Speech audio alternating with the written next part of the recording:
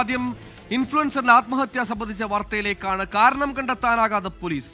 Kasaragod influencer രേഷ്മയുടെ മരണം ആത്മഹത്യയെന്ന പ്രാഥമിക postmortem report.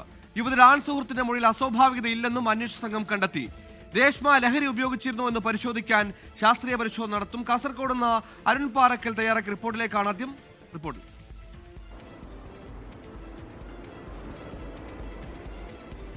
സുഹൈലെ, കഴിഞ്ഞ ദിവസം ഉച്ചയോടുകൂടിയാണ് ചിന്നു പാപ്പു എന്ന രേഷ്മയെ കാസർഗോഡ് നഗരത്തിലെ ചൗക്കി ആസാദ് നഗറിലുള്ള വാടക വീട്ടിൽ ആത്മഹത്യക്ക് ശ്രമിച്ച നിലയിൽ കണ്ടെത്തുന്നത്. ഉടൻ തന്നെ യുവതിയെ കാസർകോട്ടെ സ്വകാര്യ ആശുപത്രിയിലേക്ക് എത്തിച്ചു. അപ്പോഴേക്കും മരണം സ്ഥിരീകരിക്കുകയായിരുന്നു. ആൺ സുഹൃത്താണ് ഇക്കാര്യം വീട്ടുകാരെയൊക്കെ വിളിച്ചു പറയുന്നത്. അങ്ങനെ വീട്ടുകാർ ഇതിൽ പുറകിൽ ദുരൂഹതയുണ്ടെന്നൊരു ആരോപണം ഉയർത്തി. ആൺ സുഹൃത്തിനെ പോലീസ് കസ്റ്റഡിയിലെടുക്കുകയും ചോദ്യം ചെയ്യുകയും ചെയ്തു. രേഷ്മയുടെയും ആൺ സുഹൃത്തിൻ്റെയും മൊബൈൽ ഫോണുകളും പോലീസ് കസ്റ്റഡിയിലെടുത്ത് പരിശോധിച്ചിരുന്നു. പക്ഷേ മൊബൈൽ ഫോൺ പരിശോധനയിലോ ആൺ സുഹൃത്തിൻ്റെ മൊഴിയിലോ ഒരു തരത്തിലുള്ള അസ്വാഭാവികതയോ വൈരുദ്ധ്യങ്ങളോ കണ്ടെത്താൻ സാധിച്ചിട്ടില്ല എന്നാണ് അന്വേഷണ സംഘം പറയുന്നത്. യുവതിയുടെ മൃതദേഹം ഇന്നാണിപ്പോൾ കാസർഗോഡ് ജനറൽ ആശുപത്രിയിൽ വെച്ച് പോസ്റ്റ്മോർട്ടം നടത്തിയത്.